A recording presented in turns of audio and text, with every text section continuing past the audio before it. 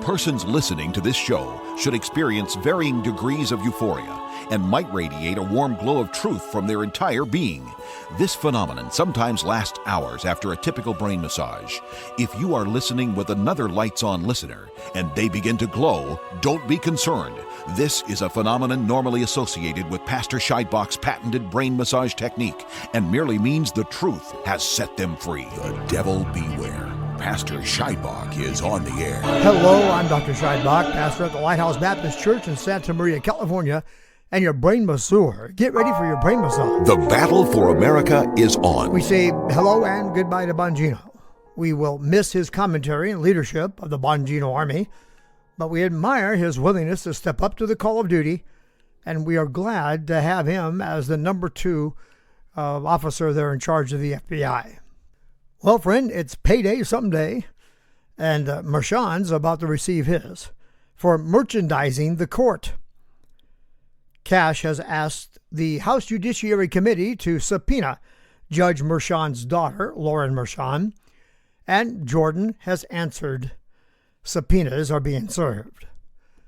Hamas terrorist agents mass in Trump Tower to protest the arrest and deportation of Mahmoud Khalil. What's the difference between the Khalil protests at Columbia University and the mob that occupied the Trump Tower on his behalf? Mike Lee, senator representing Utah, has introduced a bill that will ban illegal immigrants receiving public benefits. Years ago, while discussing the illegal invasion problem with my beloved Dove, and that was what, I think back in the Bush years, my wife said, rather offhandedly, take away all the benefits that they get when they come, and then they'll leave on their own. They'll go home. Genius. Crazy, huh? When common sense stands out so much today, I guess the background of the idiocy that's going on, so that it rings with the brilliance of pure crystal when it's heard. The nation is finally catching up with Jerry's Duff. Talking about the return of common sense, here is a bill proposed in Austin, Texas, that will charge transgender people with gender identity fraud. That's perfect. Can Trump save NATO? We might ask, can Trump save the world? Well, NATO made a good first move when they appointed Mark Rutte, a Trump friend, to serve as Secretary General, the former Prime Minister of the Netherlands. How long will Britain survive in NATO? And France and Germany, for that matter. Will they survive their own Muslim invasion and the consequent Islamization? It's time for your brain massage. Truth served here, flavored with delectable wit, succulent sagacity, luscious logic. A gourmet meal for the mind. It's payday someday, and the Mershon family's about to get their check. Merchandising the court. What do I mean by that? Judge Juan Mershon, who presided over the unfounded hush money case against Trump, that was, by the way, unconditionally discharged, was stringing this thing along, merchandising the court on behalf of his daughter's company. Essentially, they used the case to milk donors. Do you think federal judges should use a court case that he knows is bogus, or any case before him, to raise money for his political party? He should have recused himself. Kash asked the House Judiciary Committee to subpoena Judge Mershon's daughter, Lauren Mershon, and Jordan answered the call and subpoenas have been served. Lauren Mershon is president of Authentic Campaigns. Now, that's a progressive political consulting firm based in Chicago. One of their top clients is Adam Schiff, the lead prosecutor in Trump's first impeachment trial. Any conflict of interest going on here? Her firm also represents the Democrat Senate Majority PAC, and she was using her dad's case this case to raise money for Harris and other Demoncrats. This judge should have recused himself from the case, but, well, that would have defeated the point of the case because it was all about derailing Trump, stopping him from winning the election. Really, no one else would have sold his soul to the Democrat cause like this guy did. I mean, the idiocy of the case, the ridiculous instructions he gave the jury, the manipulation of the law to keep this case open, his willingness to even hear this unfounded case. He's on the way out of a job, that's for sure. And Might have been planning to retire anyway. So I'm sure he's looking forward to retiring on his share of the $93 million his daughter raked in using his courtroom antics in campaign fundraising for Democrat causes. It remains to be seen. Hamas terrorist agents organized and carried out an Occupy Trump Tower protest to raise a hue and cry against the arrest and deportation of Mahmoud Khalil. The New York Police Department during Biden was unwilling to bust up the Soros-funded and Khalil-led protests at Columbia University, who is very likely also behind the rent-a-mob that lately occupied Trump Tower. The paid protesters that assaulted Trump Tower was broken up by New York police with many arrested. So, did New York Governor Hochul give this up as an olive branch to Trump, anticipating their meeting today, Friday, March 14, 2025, to discuss the Constitution Natural Pipeline and the Manhattan Toll Program, the one that taxes you for driving certain hours of the day? It's a Pigovian tax, something only pig liberals would come up with. Read about it here. No time to go into it in detail. New York has held up completing that pipeline for years now. And listen to this. That pipeline would deliver natural gas from Pennsylvania to New York and dramatically reduce essential energy prices in the northeastern United States by up to 70%. Now, you've read the same stories I have. Elderly people in the Northeast that die every year from cold because they can't afford to heat their homes. Democrats are devils. Well, not all of them, of course. Remember, what might accurately describe a group does not always apply to everyone in that group. In this case, we can accept RFK and Tulsi and many others, I'm sure, would be accepted. But you know what I mean. That party is the party of Satan, man. Every policy they champion intentionally promotes blasphemies against God in this LGBTQ gender-denying nonsense as only one of several examples that might be presented, and then promotes policies that encourage theft, death, and destruction of lives, property, and peace. And that's what the Bible tells you is Satan's agenda, to steal, kill, and destroy. And he's a liar, and that's their modus operandi. Anyway, New York's finest were held back from breaking down the occupation of Columbia, but they were allowed to move in and bust up the occupation of Trump Tower. Why?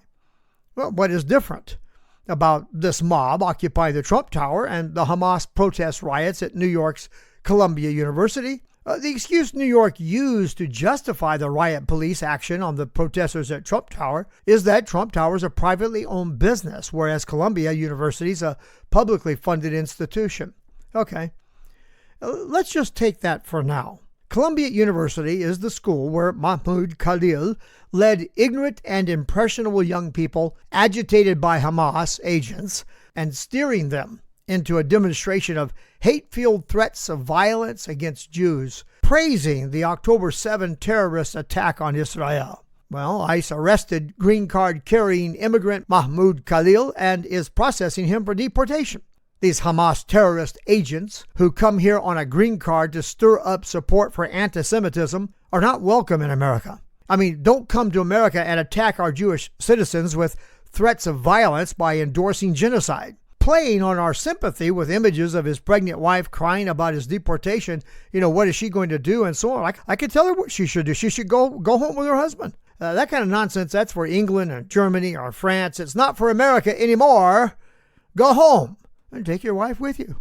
Under Biden, abortion protesters were thrown into jail for the crime of blocking access to an abortion clinic and for committing alleged acts of vandalism. This action was taken against American citizens for violating laws. Demoncrats did not cry the protection of free speech for them. Yet, these same Democrats praised the action of Khalil, a guest here on a green card, leading protests that virtually blocked access of Jewish students to an American university through intimidation and by committing acts of vandalism, occupying the grounds of a publicly funded, taxpayer-supported university. And then these devils cry free speech? What? Green card immigrants get the protection of our Constitution, which are denied to our own citizens? Well, I'm done with that, friend. Get them out of here. Those who planned the abortion protest got charged with conspiracy and face 11 years in prison and fines up to $250,000 each. and participants face 1 year in prison and fines up to $10,000. And the devils smile. But the same demons howl like they're God, the Howling One, against Khalil being deported, and I'm done with this nonsense. Get the devil out of here. Resist the devil. Make him flee. We get to choose who is invited here as a guest, and we choose to withdraw the invitation of this terrorist genocide sympathizer. And we are going to pay for his flight back to his country. How's that? Now you tell me in which case justice is served. Washington Examiner reports a 75-year-old grandma who was arrested and sentenced to be in prison for 2 years because she prayed in front of a D.C. abortion mill and went into the lobby and softly sang Christian hymns. The wicked and unreasonable judge who dropped the sentence on Paulette Harlow chided those concerned. This dear and sickly elderly lady would die in prison by saying in her own best snarky tone that she hoped Harlow would, quote, make an effort to remain alive, end quote, in prison for 2 years for the crime of praying in front of a D.C. abortion center and singing a hymn in the abortion lobby. You see, they just hate Christianity and they hate Christians. I ask you, judge in yourselves whether it is comely for a woman to pray for innocent lives to be spared the slicing scalpel or the scalding burning of a baby with saline solution, making the womb of a baby's mother a scene from Jack the Ripper or an Auschwitz murder oven. Judging yourselves, all who have any humanity remaining, whether this is justice or whether this is Nazi-like bloodthirst violating the inalienable right to life for a human baby created in the image and likeness of God. What say you, America? Will you protect Khalil, who leads a band of foolish kids to mass angrily on the campus of a tax-funded university to support and condone the slaughter of human lives in Israel, and protect him from being sent back to his beloved terrorists? Or will you protect Paulette Harlow, who protests with prayer and Christian hymns to protect babies in the womb? What do you call justice? Do you side with Khalil and cry free speech, protesting against the United States withdrawing his invitation to the land of the free, which he hates, and forcing him to return to the land of the terrorists, which he loves? As for me and my house, we will say Khalil is getting much fairer treatment than Paulette Harlow did. He's a pro-genocide Hamas terrorist sympathizer whose followers occupied the private business of a hotel owned by the president who has pardoned Paulette. What irony, what contrast. Where's your humanity, you Demoncrats?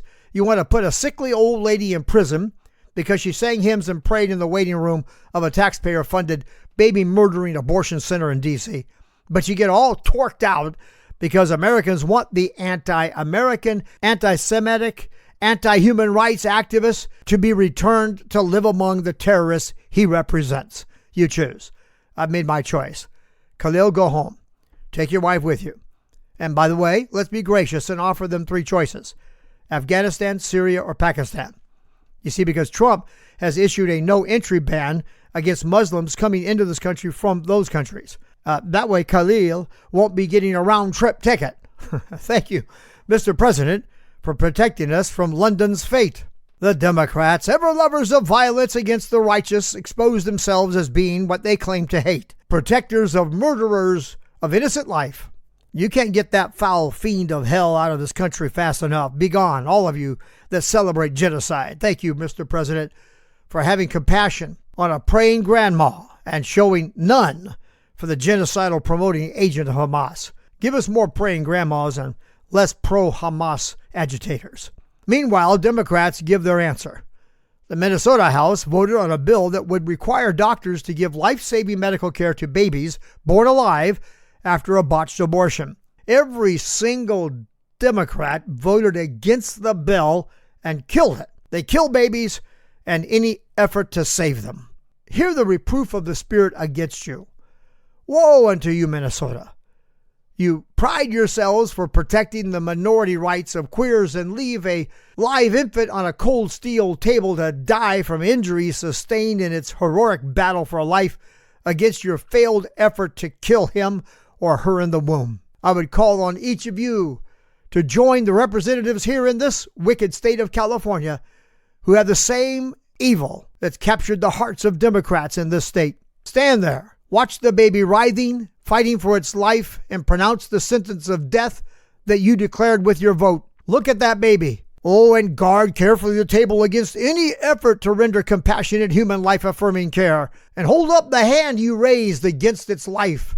And now, hear this, the reproof of the Spirit. It were better for you that a millstone were hanged about your neck and you were cast into the sea than that you should offend one of these little ones. Quote unquote. And that goes for you, Tampon Tim and Gov Newsom. In fairness to Minnesotans and to Californians, you did shift right in November, and the handwriting is on the wall for the likes of Walz and Newsom and their service to the CCP money that they enjoy. Payday someday. My friends, please hold on to the break. I'll be right back. Hear these words. We will not comply. So don't even think about it. We will not shut down our schools. We will not accept your lockdowns. We will not abide by your mask mandates. And we will not tolerate your vaccine mandate. They're back. That devilish manufactured disease. And they're already talking about forcing us to strap those dirty face diapers on our faces. If you believe in informed consent, here is the book that will help you. Let My People Breathe. Unmasking the Mask Controversy with science and scripture. Available wherever you buy your books. The devil be with. Pastor Scheidbach is on the air. Hello and welcome back. I'm Dr. Scheidbach, pastor at the Lighthouse, your brain masseur, and Paul Revere's lantern lighter, lighting the lamps of the church belfry arch, singing the enemy is on the march, an enemy that would steal from us our liberties. Well, let's see. The latest on the Putin-Zelensky with two wise peace talks. Looks like Trump feels we are getting hopeful signs from Russia, but we keep getting mixed signals from Zelensky with two eyes. We're dealing with an instigator and provocateur on one side, and Zelensky with two eyes, and an alligator on the other side of the table. It's very hungry. Putin put up a wall of conditions he knows Zelensky with two eyes can't accept, and Zelensky with two you're getting tired of that, I'll stop it. Zelensky with two eyes one last time keeps trying to pit Trump against Putin. I'll speak more to this on Saturday night during the Brain Massage Live podcast. Now here's a bill proposed in Austin, Texas that will charge transgender people with, quote, gender identity fraud, end quote. This law will make it a felony to misgender yourself. Now, you might need to take a moment to think about that before it kicks in. This will be punishable with up to 2 years in jail and a fine up to $10,000. But the war continues, my friend. And another tactic that's used by the enemies of our liberties is called swatting. And now that's when someone makes a false report to trigger a SWAT response to your address. They come in just like Biden's team did, coming after you for protesting at an abortion clinic. Guns at the ready, pounding at the door. This is the police. And terrorizing you. Only, in this case, it's not to arrest you for praying at an abortion mill. It's for breathing air while conservative. Alex Jones reports that as many as 15 of these bogus SWAT triggering reports occurred March 13 and 14. Against Trump supporting MAGA patriots. The hope of these devils is that you will react in a way that triggers the SWAT team to have to shoot and kill you. That's the intention of those who call in these bogus reports, and they should be tried for attempted murder. Can Trump save NATO? Can Trump save the world? Well, the answer, of course, is no, not without Christ, not without God's help and our prayers and of course, support. NATO's being invaded by Islam, and the countries most affected are those most corrupted by globalist humanism. I call it Nimrodianism. For reasons I'm not going to take the time to explain here, I've explained it often. J.D. Vance spoke to NATO and asked them to think about what it is exactly that we are defending anymore. Many of our NATO friends have capitulated to the very evils we fought together against in World War II. That was a very good message to send, Mr. Vice President, and thank you. Britain is certainly not offering any hope for NATO's survival. Anyone paying attention to what's going on in Britain will cringe when they think about how close we came to a similar fate. Look at London today and see what America would have been tomorrow. In Britain, it is an open argument between Islam and Christianity, in some ways similar to how things developed here when the election became a referendum between whether or not we were a nation affirming Jesus Christ as king or one that denies Jesus Christ as king. In England, it's becoming, are you Christian or Islam? A Christian activist group calling themselves Britain First carried large crosses through the English town of Luton in 2016. Do you remember that fateful year? Muslims became angry and confronted them, and arguments about whether Britain is a Christian nation or a Muslim nation broke out. The Muslim chided the Brits. It's our country. The British Christian answered, it's your country, is it? Yeah? And you can imagine what the tone was. The Muslim replied, yeah, mate, it's our country. A British woman declared, it's a Christian country. The British man was too weak, I guess, to make that assertion. It took a woman to speak up. And sometimes that's what it takes. The Muslim man, no doubt a friend of Obama, responded to this brave woman, this brave female Brit, and rebuffed her. It's not a Christian country. Then the Muslim followed up saying, you are jealous that we're taking over, and added, the Muslims will take over. Watch. Reminds me of a certain Muslim man I met on a train ride between Moscow and Minsk, who told me in no uncertain terms, we're going to beat you. We're going to defeat you. And we got the conversation going on. He said, because we're Muslim and you're Christian. And Christians are weak. Now, my trip, that was back in 1992. But this event here in Britain was back in 2016. So take a look at what is happening today. How far have we come? Britain allowed these immigrants into their country, supported them, gave them full access to their socialized benefits, and allowed them to vote. They are taking over the urban centers, driving the Brits out into the rural areas because, quote, the Muslims are taking over. They are taking over the parliament, and they have already totally taken over London. It appears they've also taken over Windsor Castle and King Charles. Muslims are allowed to display their religious beliefs in public, blocking traffic to pray toward Mecca, plastering their Islamic symbolism all over the city, march in the streets in their religious attire and cry Allah Akbar and all that. The citizens are subjected to their calls to prayer and all this business. But if a Christian preacher preaches repentance and remission of sins in the name of Jesus Christ in public, he is arrested. Christian tolerance is rewarded by persecution. Islamic intolerance is rewarded with government protection. What does this tell you about the government of Britain today? Well, Romans 13:1-6 makes it clear. It is not a power under God. It is clearly under the spirit of Antichrist.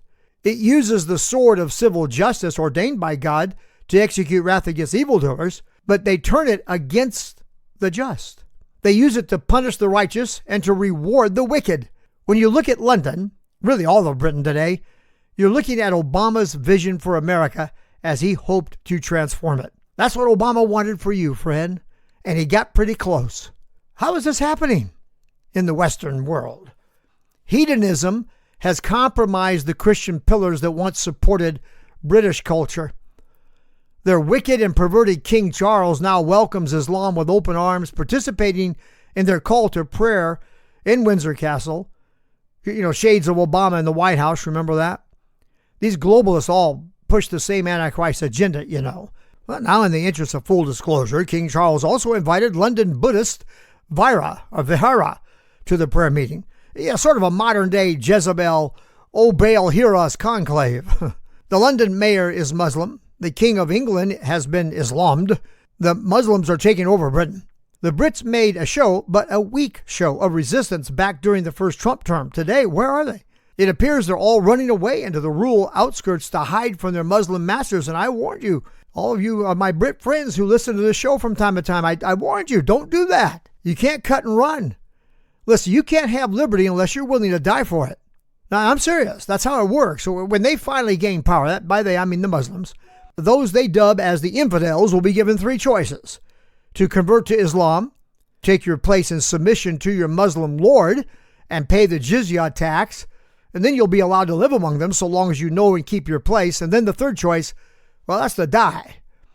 And they will gladly oblige each of these choices. It's going to boil over into an open and very ugly conflict if their king, Charlie Islam, and Prime Minister Keir Starmer will not stop sidelining Christianity in order to promote Islam.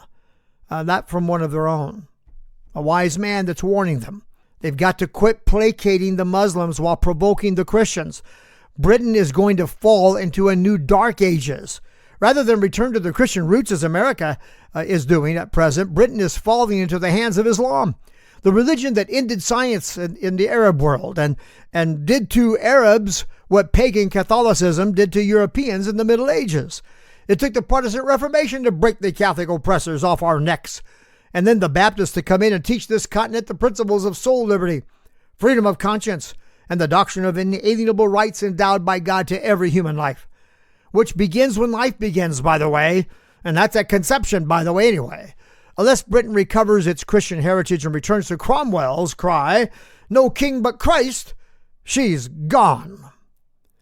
It remains to be seen whether Trump's revival of American exceptionalism and his effort to revive at least some semblance of the Christian consciousness of our founders will inspire the Christians here to continue on and complete his mission, and also by that inspire the Christians in Britain and what few remain in France and Germany to step forward and reclaim their land from the wicked and unreasonable usurpers that have taken them hostage and are feeding them to the Muslim appetite for world dominion. I have lit the lamps in the church belfry arch. You let me know you see that they are on. Call 1-805-314-2114. And I apologize for those of you frustrated with the limited time you have to leave a message. The best thing to do if you want to have a conversation with me is either go online and write me an email, which can be as long as you want it to be, or tell me you want me to call back and I'll call you. So call 1-805-314-2114. And again, you can email me by going to our website, brainmassage.net. Brainmassage.net. Find the Contact Us button and complete the form. Tell me what you want to say, and then click send. So I'll be in my pulpit this Sunday. I look forward to meeting you. God bless you. God bless America. And I'll see you in church. Hear these words: we will not comply. So don't even think about it. We will not shut down our schools. We will not accept your lockdowns. We will not abide by your mask mandates. And we will not tolerate your vaccine mandates. The choice is clear. One side wants to remove America out from under God. The other side wants to reaffirm America as one nation under God. One side wants to force homosexuality, promiscuity, and abortion to term on all of us. They want to force us to recognize 51 genders. They want to take away our right to self-defense. They want to encourage men to think they're girls and force our girls to compete with men in athletics. They are unreasonable and wicked. We must stand against this spirit of Antichrist. The choice is clear. Go to God'sWar2020.com. Your next brain massage is scheduled for Saturday at 12 noon and Sunday at 7 a.m.